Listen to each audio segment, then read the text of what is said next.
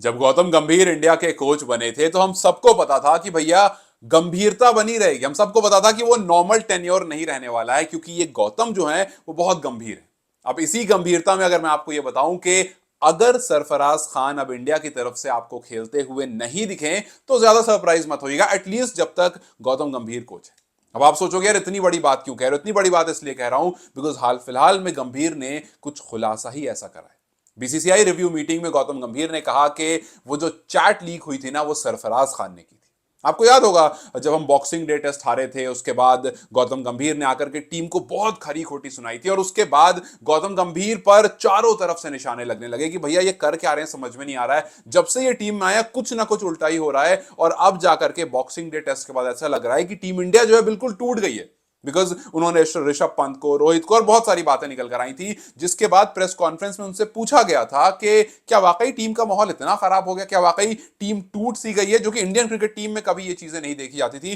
कि टीम टूटी टूटी हुई दिख रही है, कि कोच खड़ा होकर के प्लेयर्स को गालियां, मतलब गालियां से मतलब है वही चिल्ला चिल्ली कर रहा है, इस तरह की चीजें नहीं देखी गई थी। बट जब ये बात निकल कर आई तो गौतम गंभीर ने कहा कि ऐसा कुछ भी नहीं है। गौतम ने कहा कि भैया टीम का माहौल एकदम दुरुस्त है, सब कुछ बेहतरीन है, और जो भी ड्रेसिंग रूम में होता है ना, उसको ड्रेसिंग रूम में ही रहने दिया करो।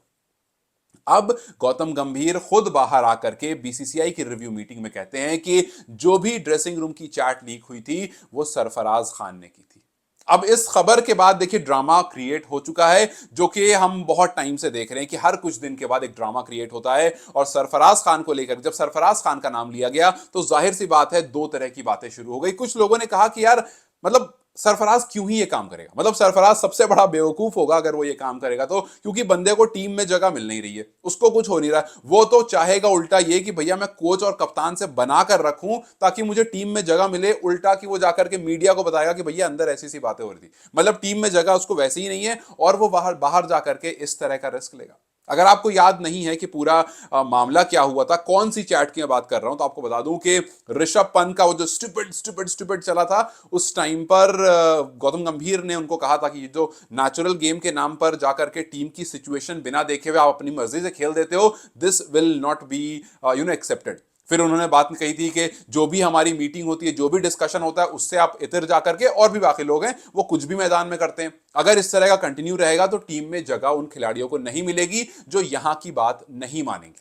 और फिर जो भी उसके बाद डांट फटकार हुई थी, उसका सारा जिम्मेदार इस टाइम पर सरफराज खान को बना दिया गया है कि सरफराज जो, यही रिपोर्ट में साफ साफ यही लिखा हुआ है कि सरफराज खान जो है उन्होंने चैट लीक की थी, ऐसा गौतम गंभीर ने बीसीसीआई की रिव्यू मीटिंग में कहा है। अब मुझे सिर्फ एक चीज समझ में नहीं आ रही है कि अगर गौतम गंभीर को यह पता था कि भैया बीसीसीआई रिव्यू मीटिंग में जो बातें की जाएगी वो भी बाहर निकलेंगी, तो फिर आपने वहां जाकर क्यों कहा? इसका मतलब साफ है कि भाई जो आप पहले कह रहे थे कि टीम में कोई टूट फूट नहीं है, वो अब तो खैर हो ही जाएगी, बिकॉज सरफराज के कुछ लोग फेवर में होंगे, कुछ लोग अगेंस्ट में होंगे, और आपने एक बार फिर आकर के कुछ ऐसा पत्ता खेल दिया कि अब फिर से लग रहा है कि टीम जो है वो वाकई टूटी फूटी है।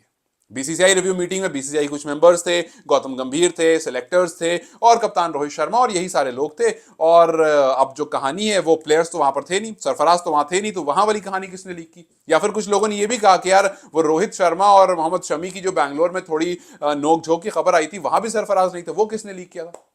मेरा कहना सिर्फ एक है कि यार ये पहली बार नहीं हुआ है जब अंदर की बात बाहर आती है, और मीडिया में अक्सर बातें बाहर आ जाती हैं, और किसी भी खिलाड़ी का आज तक नाम बाहर नहीं आया। आई एम नॉट सेइंग कि सरफराज ने ऐसा किया है या नहीं किया है, वो सरफराज बेहतर जाने, टीम बेहतर जाने, लेकिन आज से पहले मैंने ऐसा कभी नहीं देखा कि एक कोच आया हो और उसने एक खिलाड़ी पर इल्जाम लगाया कि इसकी वजह से ऐसा हुआ, इसने आकर के बातें मीडिया में फैलाई, इसने आकर के ये करा, और अब देखो टीम का माहौल जो है इतना खराब है। एक चीज तो साफ साफ है कि गौतम गंभीर, अभी हाल फिलहाल है मनोज तिवारी ने गौतम गंभीर को कहा था कि भैया गंभीर जो है वो एक नंबर के हिपोक्रेट है। फिर उन्होंने अपना रीजन ही बताया था कि पहले बातें की थी कि कोई फॉरेन आदमी जो है वो इंडिया को नहीं समझता है, कोई फॉरेन कोच जो है वो इंडिया को नहीं समझता है, वो इमोशनली अटैच नहीं होता है, वो सिर्फ पैसे लेता है, काम करता है और जाता है। और ये जब खुद आए तो इन्होंने सारे फॉरनर्स भर दिए, टेंडुलकर से लेकर के मौनी मौकल, अब इनकी वो कहानी कहां गई? तो ये कहते कुछ और है और करते कुछ और है। इनकी कुछ पुरानी कहानी आपको याद होगी, जब रवि शास्त्री को इन्होंने कहा था कि बोलना बड़ा आसान है, पता नहीं क्या ही कर लिया इसने अपनी जिंदगी में आज तक, तो ये कोच बन गए और बड़ी बड़ी बातें कर रहे हैं। फिर आपको वो याद होगा जब एमएस धोनी पर वो लाइन बड़ी फेमस है कि एक छक्के ने वर्ल्ड कप नहीं जिताया। तो गौतम गंभीर अपनी बातों के लिए ना अक्सर जाने जाते हैं। गौतम गंभीर ने आज तक मीडिया में हजारों ऐसी स्टेटमेंट दी हैं जिसके लिए वो जाने जाते हैं, और उनकी वो जो वर्ल्ड कप वाली पारी है उसको बैक किया था, जो कि करना भी चाहिए। लेकिन बहुत सारे लोग हैं जो उस पारी को बैक करते हैं, और वो जो स्टेटमेंट थी कि एक छक्के ने वर्ल्ड कप नहीं जिताया, खुद एमएस धोनी ने कभी आकर नहीं कहा कि जी मैंने वर्ल्ड कप जिताया या मेरी वजह से या मेरी पारी से वर्ल्ड कप जीत गए। लेकिन गौतम गंभीर ने अक्सर ये बात जरूर कही कि ये जो दुनिया एमएस धोनी को क्रेडिट देती है वो अकेले नहीं जिसने जिताया। ना धोनी ने कभी कहा कि मैंने जिताया, ना ही किसी और ने कभी कहा। लेकिन जो धोनी के फैंस हैं, जाहिर सी बात है, जैसे कोहली के फैंस कोहली की तारीफ करते हैं, धोनी के फैंस धोनी की तारीफ करते हैं, रोहित के फैंस रोहित की, और जो गंभीर के फैंस हैं वो गंभीर की तारीफ करते हैं। तो फैंस अक्सर इस तरह की बातें करते हैं, मीडिया में अक्सर इस तरह की बातें होती हैं। लेकिन अगर आप निकलने के बाद अपने ही टीममेट पर इस तरह के सवाल, इस तरह की उंगलियां उठाना शुरू कर देंगे, तो आपसे क्या एक्सपेक्ट किया जाएगा? जब आप कोच बनोगे तब आप क्या करोगे? खैर, कुल मिलाकर बात यह है कि गौतम गंभीर ने आकर के बीसीसीआई रिव्यू मीटिंग में सरफराज खान का नाम लिया है, और कुछ लोगों का यह मानना है कि सरफराज ने ऐसा नहीं किया होगा बिकॉज सरफराज सबसे बड़े स्टूपिड होंगे अगर वाकई उन्होंने यह काम किया होगा। दूसरी तरफ लोगों का मानना है कि भैया सरफराज तो धोखा नहीं देने वाला था ना, सरफराज ने धोखा कैसे दे दिया? क्योंकि अगर सरफराज खान ने ऐसा किया है तो यह बात आ सकती है कि आगे से गौतम गंभीर उनको टीम में रखने के लिए तो बिल्कुल रेडी नहीं होंगे। तो अब देखना यह है कि क्या वाकई सरफराज खान पर कोई ऐसा फैसला लिया जाता है, वो भी उस मोमेंट पर जब खुद गौतम गंभीर के सर पर तलवार लटक रही है, जब खुद गौतम गंभीर की कोचिंग को लेकर के बहुत सारी बातें हो रही हैं, जब खुद उसी बीसीसीआई रिव्यू मीटिंग में गौतम गंभीर के कोचिंग टेन्योर को लेकर भी बात हुई है, और वो इंग्लैंड सीरीज तक होगा या उसके बाद रुकेगा नहीं रुकेगा, क्या वो सीरीज डिसाइड करेगी, क्या चैंपियंस ट्रॉफी डिसाइड करेगी, इस पर भी बहुत सारी डिस्कशन हो रही है। तो जब सब कुछ पॉइंट कर रहा है गौतम गंभीर की तरफ, तो अचानक से ये पॉइंट मुड़ जाता है सरफराज की तरफ, और क्यों, कैसे, कब, ये पता बिल्कुल भी नहीं चलता है। तो खैर, सरफराज ने ऐसा किया है या नहीं किया है,